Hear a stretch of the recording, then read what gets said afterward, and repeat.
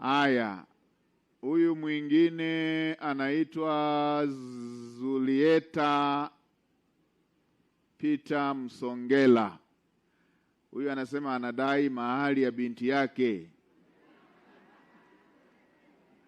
Huyu nani kachukua binti alafu hataki kutoa mahali huyu?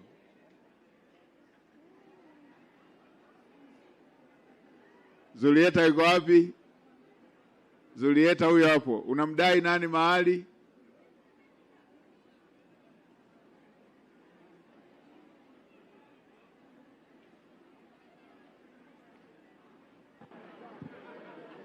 Unamdai nani mahali? Ndugu Mheshimiwa Waziri wa Jamhuri ya Muungano wa Tanzania, mimi nilikuwa na binti yangu. Huyo binti aliondoka akasafiri, akaelekea eneo la Mtowisa, panaitwa Kifinga. Baada ya kufika pale, mimi mwenyewe kule Kifinga nilikuwa sijawahi kufika, isipokuwa mimi nakaa kijiji cha Sibwesa Nkungwi.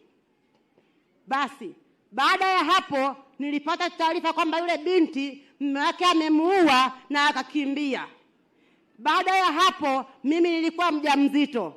Niliondoka na mimba yangu, nikawa nimeenda mpaka kule. Baada ya kufika eneo lile, nikakuta yule binti tayari wameshamzika. Nikaanza kufuatilia, nikaenda polisi Mtowisa. Baada ya kufika Mtowisa, polisi wakasema hilo swala kweli tumelishuhudia, tumelisimamia vizuri. Baada ya hapo, wewe unatakiwa uende mahakamani. Nikawa nimeenda mahakama ya mwanzo. Baada ya kufika mahakama ya mwanzo, wakaitwa wale wahalifu.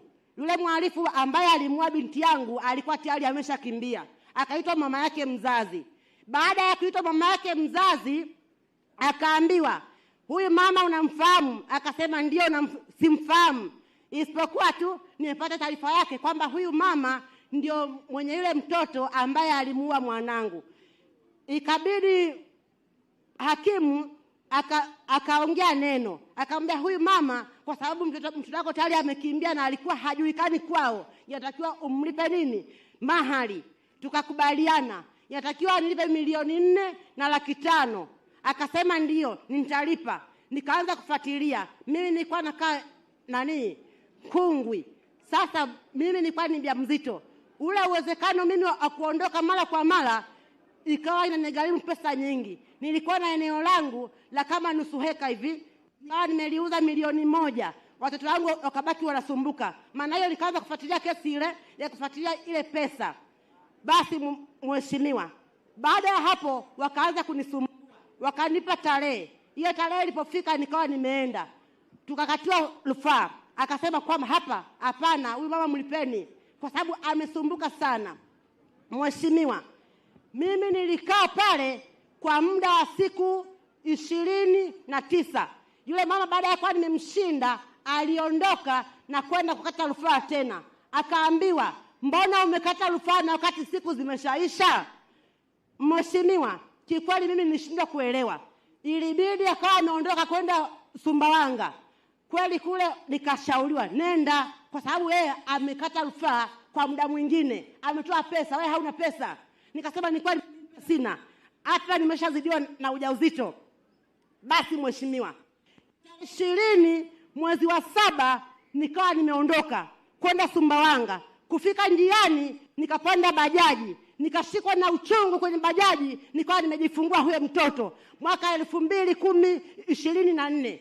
Mwezi wa 7 tarehe 22. Basi tarehe 23 nikawa nimeondoka kwenda Sumbawanga mjini. Kufika Sumbawanga mjini nimejifungua kama jana usiku saa 2.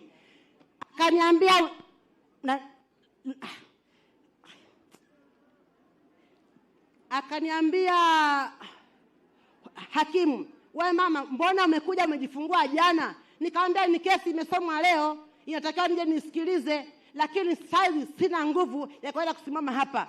Naombeni mlipe wiki moja kwa sababu leo ni tarehe 23 mpaka tarehe 29 nitakuwa niko vizuri." Mheshimiwa, ilifikia kweli ile siku mimi nikawa nimeondoka, nikawa nimeenda mpaka mahakamani, mahakama ya wilaya. Yes,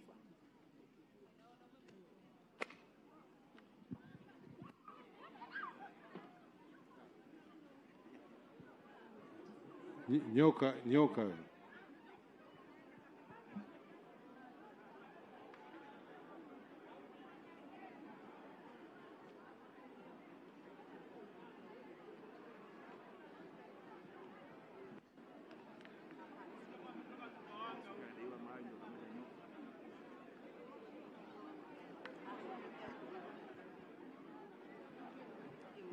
Asije akawa anayedaiwa mahali ndo kaleta nyoka. Mheshimiwa, baada ya hapo mimi kwa nimekosa pesa ya nauli. Yule mama alikuwa na ndugu, alikuwa na pesa. Alikuwa anaitwa Esther Maongezi. Limenitoka jina kidogo. Samahani. Pole. Nimeshakuelewa. Sasa baada ya hapa ngoja jambo ambalo nilitaka kufanya. Baada ya hapa nilitaka tumwachie katibu tawala wa mkoa aongee na katibu tawala wa mkoa wa Rukwa, ili hao watu ambao tena watu wengine wanapenda kutafuta kesi kubwa. Kama umesikiliza, hii kesi ni kubwa kuliko hiyo fedha ya mahali. Hii kesi ni kubwa kuliko ya mahali.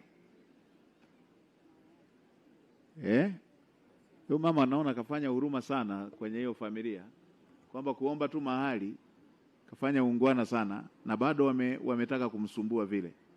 Kwa hiyo mama, tumwachie, ninamwachia mkuu wa mkoa, lakini kwa sababu yuko meza kuu, katibu tawala alipokee, kaa na huyo mama, pewa taarifa zote za ile familia, ongea na katibu tawala mwenzako wa mkoa wa Rukwa, amtume kamanda wa polisi aende kwenye hiyo familia, awaambie watekeleze hayo makubaliano, na wakati ule isikilize vizuri hii story.